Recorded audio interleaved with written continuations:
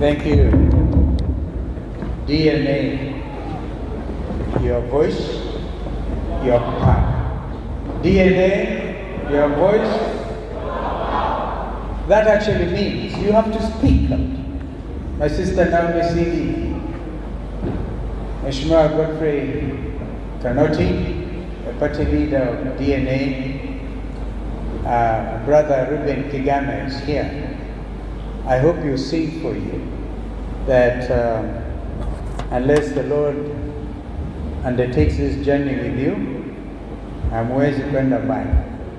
Kama wendi nasi. I really love that, Ruben, that composition. And other leaders who are here and others coming.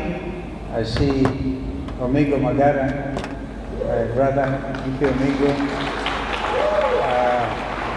I need to introduce members of Wiper Democratic Movement. Tafadhalini kujeni tu tupigwe picha. Wale ambao wamekuja hapa. You might find we are a small team, but really standing in solidarity with you. Kujeni tupigwe picha. I think Barack Muluka is both. Okay. Kijeni tu tupigwe hiyo picha. Piga hiyo picha, Mheshimiwa Odis. Kijeni tu kwa picha. I think we stand here. It's better.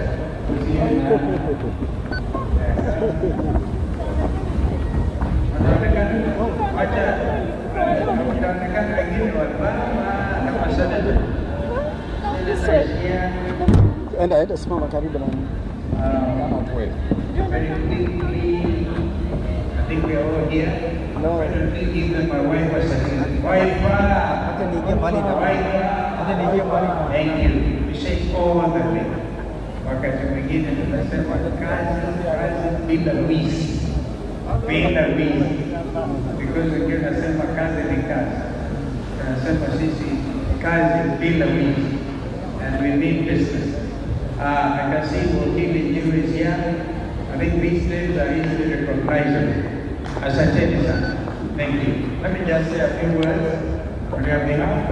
Because we have ranking members like Mheshimiwa Mawade, member for Embakasi South.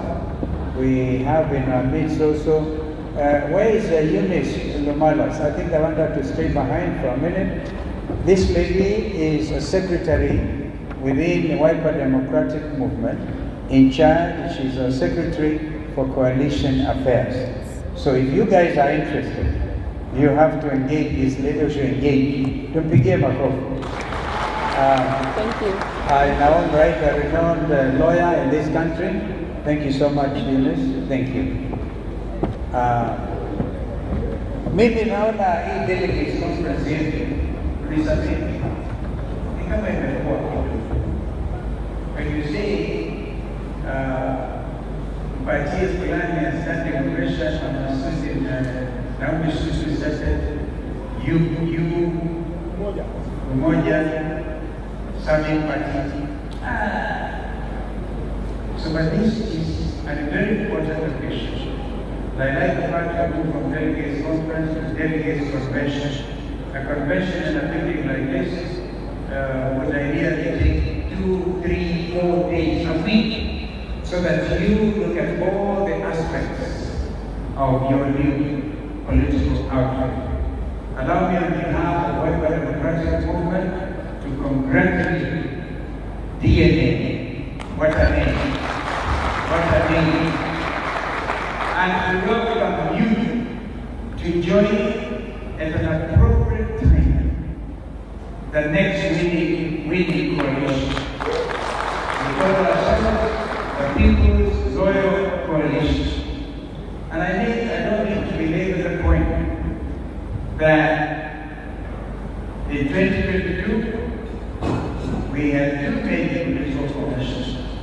The Kenya Kwanza, which at that time actually nicknamed Kenya Kwanza. I've since withdrawn those words because the country haitaisha. Wao ndio wataisha kama muungano wa chama. And then we had Azimio la Umoja. And today The reality of our political organizations is as clear as day. My brother Eugene Amala is on the way coming. He's a party leader of DAP. In fact, we had asked that he officially represents us at this function. But he will tell you.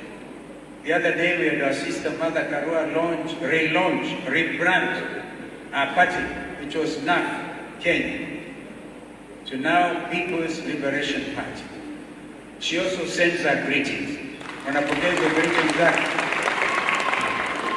And our brother, the second Deputy President of the Republic of Kenya, Rigathi Gachagua, also sends his blessings. His greetings and blessings. And as I said, Eugene is on the way coming. Whatever was Azimio la Umoja One Kenya, and this is a very unfortunate state, but it is a reality.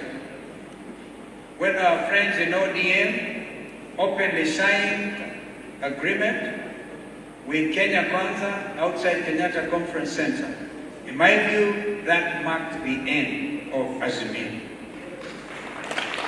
So we have to be realistic. We have to be realistic because wider democratic movement cannot remain alone in Azimio. So this is a statement of fact. However, we live in this country. We have developed personal relationships and respect for each other. Nobody will ever hear me attacking Raila Amolo Odinga because that is not my DNA. That's not my DNA. Nobody will hear me attacking. So, because of the history, the long history, but we will respect each other's choices. An American ambassador famously said, his name was Johnny Castro, choices have consequences. You as DNA, you have definitely taken a position and you must therefore live in accordance with those choices. But always guided by our #1 reference document, Constitution 2010, which among other things, clearly says Kenya shall be and remain a multi-party democracy. While Kenya Kwanza on the one hand are busy trying to wind everybody to one political outfit, the new alliance, the People's Coalition we are talking about, is going to have to welcome as many of our political organizations as are viable so that we develop that space. But I want to propose that we'll be guided at the appropriate time by the example of NAC. The 2002 moment is here with us. This is when we got Kibaki elected unanimously as the third president of the Republic of Kenya. That moment has to be relived, and we will be discussing the details, and I'm sure we'll be getting there. So that we, for example, have DNA, WIPA, DAP, KANU, and other parties, PLP, competing at every level. But at the end of the day, whoever emerges a winner will carry the coalition flag. That's what we did. That is what we did. So that we encourage that competition, that at the end of the day come up with the example of NAC. NAC, which gave this country one of the most democratic leaders, the third president of the Republic of Kenya. So my brother Godfrey Kanoti and your team, Nyambane, my brother, whom I mentored, I continue to mentor, and others, just be very clear. We have a country to redeem. This is a liberation movement. The organizing secretaries spoke very eloquently. Our Masai girl there, so eloquently. Raundi hii ni kukomboa Kenya. This is not a normal situation. We are not living a normal situation. What with a whole president who is supposed to be sitting in State House and working, takes state money from state coffers to go and bribe people everywhere. And they believe, for example, because I'm from the mountain, We've asked our people, go out, show respect, get maximum. Give even them the indication that they control the mountain, which they don't, I can tell you. And when we move out there will be no William Ruto and Kenya Kwanza in the mountain and in a lot of places in this country. I'm told the Western region is boiling. In fact, Western region is boiling. Western, oye! Are you boiling? For change, for redemption, for liberation. Kenya will never be led by thieves anymore. Are you ready? This is the moment. Grab the moment and act. Your voice, your power.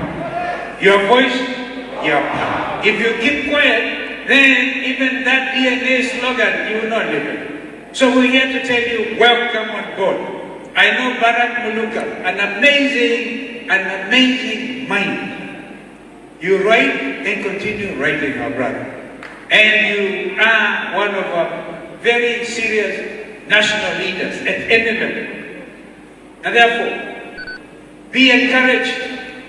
In fact, Kenyans don't want us to be sitting in these beautiful, beautiful lounges. They want action to liberate themselves.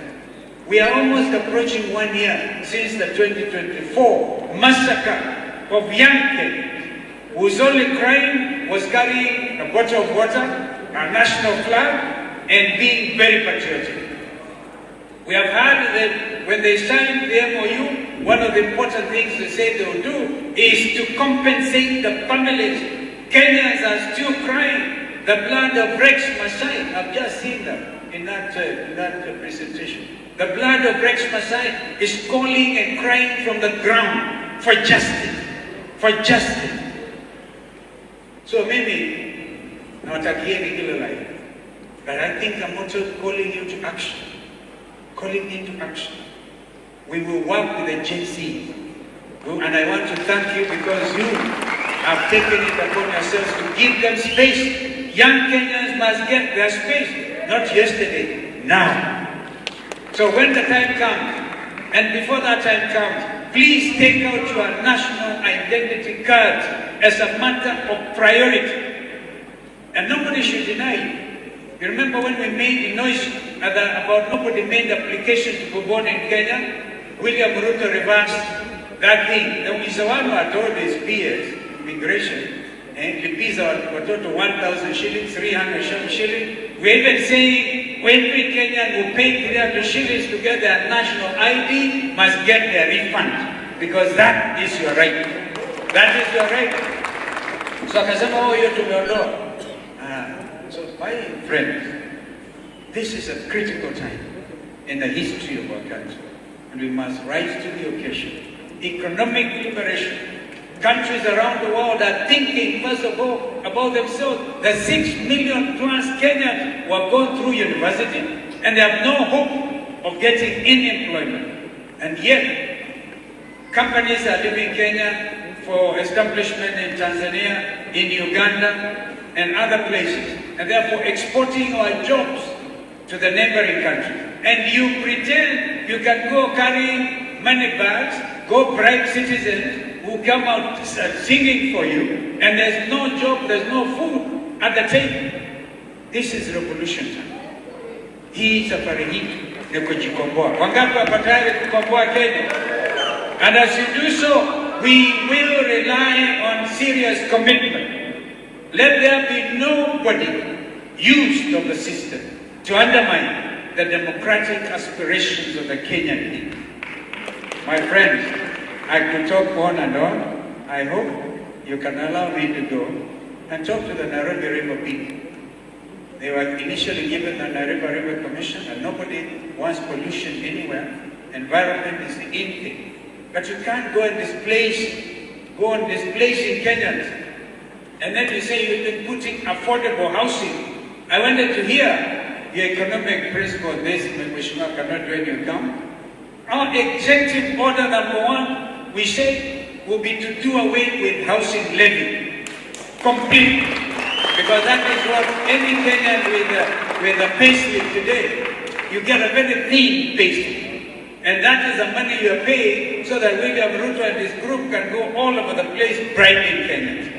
What kind of nation now, whose head of state is number one or is he number two leader in official corruption all over the world? And you, DNA, are sitting here. Your voice, your power. Your voice, we shall be looking forward to hearing your voice. God bless you. Thank you.